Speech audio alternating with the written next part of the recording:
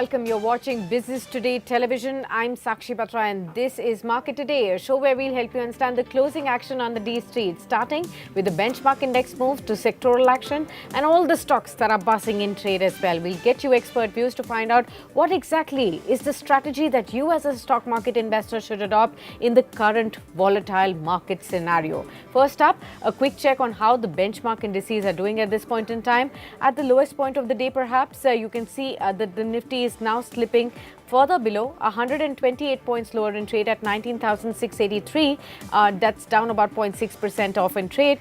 And it's the Nifty Bank that is clearly one of the culprits in today's trading action, 1.1% lower for this one as well. It's breached the 44,000 mark also on the downside, now down by 528 points as well. This has also pulled down the Sensex. And in fact, barring the healthcare and the auto indices, rest of the all sectors of the Nifty are down in the red, pulled down by banks like I pointed out, PSU banks, financial services, private banks, all three constituents lower in trade.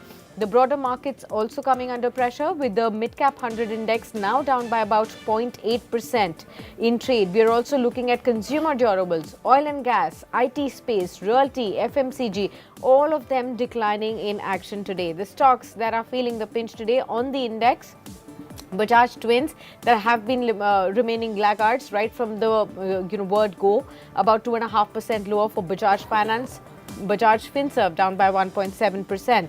Axis Bank, HDFC Bank, ICICI Bank, Kotak Mahindra Bank, the big banking majors that are declining in trade. We also have the power majors, NTPC, Power Grid, that are seeing some losses. Reliance Industries, again lower in trade, a big heavyweight counter, 1.1% lower for this one. Tata Consumer Products also, and BPCL, also one of the top losers in trade. It's the Pharma pack that remains the saving grace. And in the green zone, Cipla, Dr. Reddy's, Sun Pharma, these are the kind of stocks that continue to pull up higher despite the overall muted trend in the market. Let's get our expert in right here. Sunil Damania joins in, CIO of Markets Mojo. Welcome, sir, and thank you so much for taking the time out for this discussion. First up, a quick check on how the markets are looking to you at this point in time. Very, very volatile trading session is what we have been witnessing, or the week so far. It's been pretty volatile as well. What do you make of the trend going forward?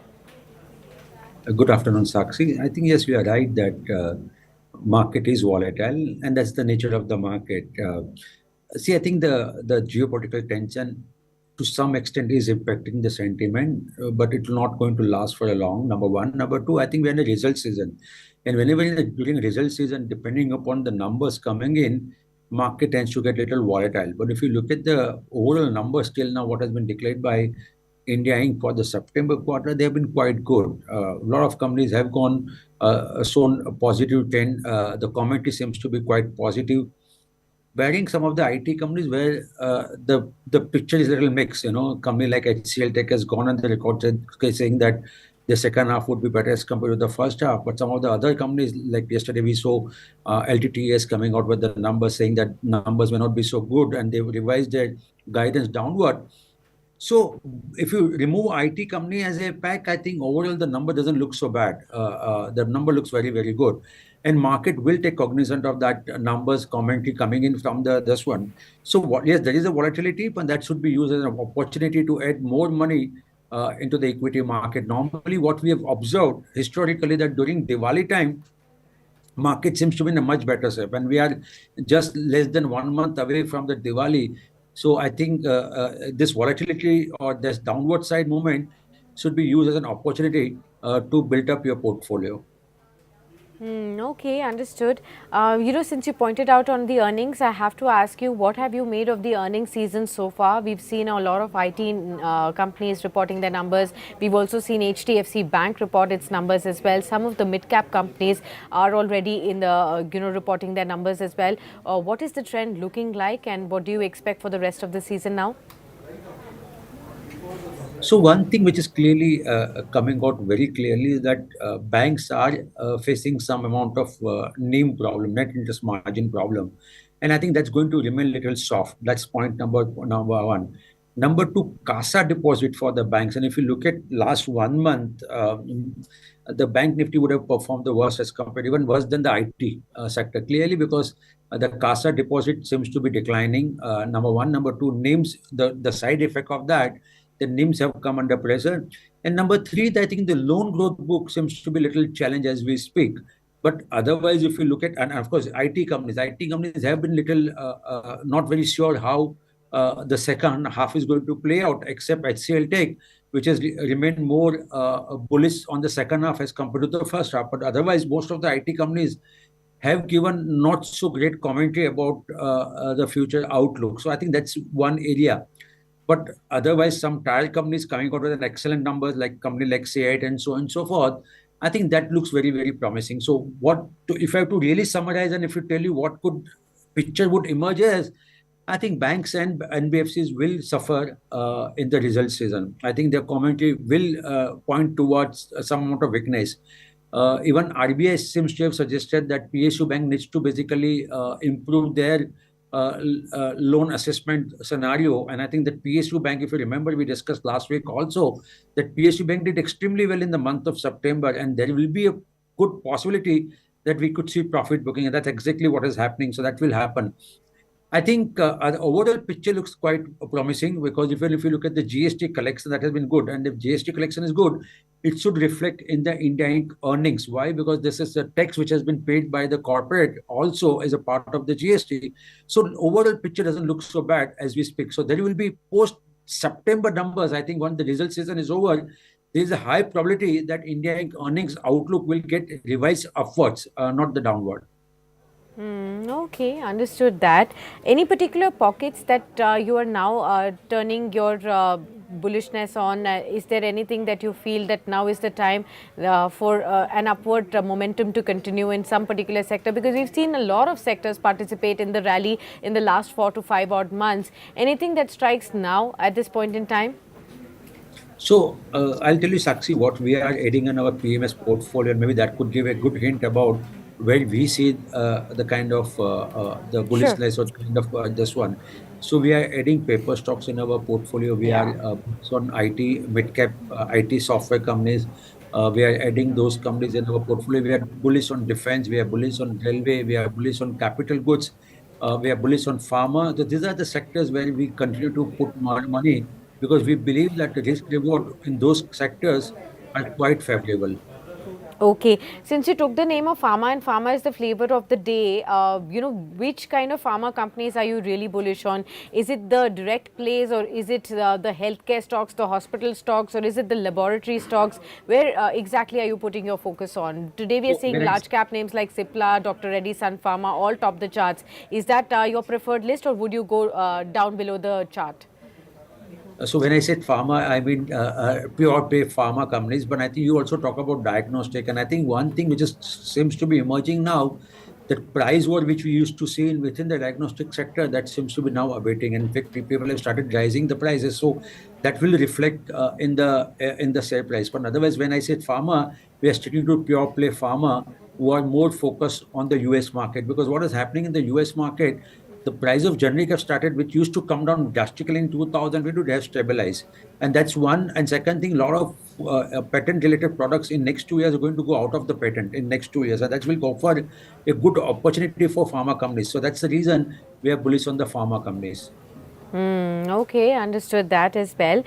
Since you also talked about defense and railways, we've seen a remarkable run up over the last few months for both of these packs. But would you be willing to take a long term view, maybe a 5 year, 10 year view, a strategic long term bet on any of these pockets as well, rather than just a momentum play?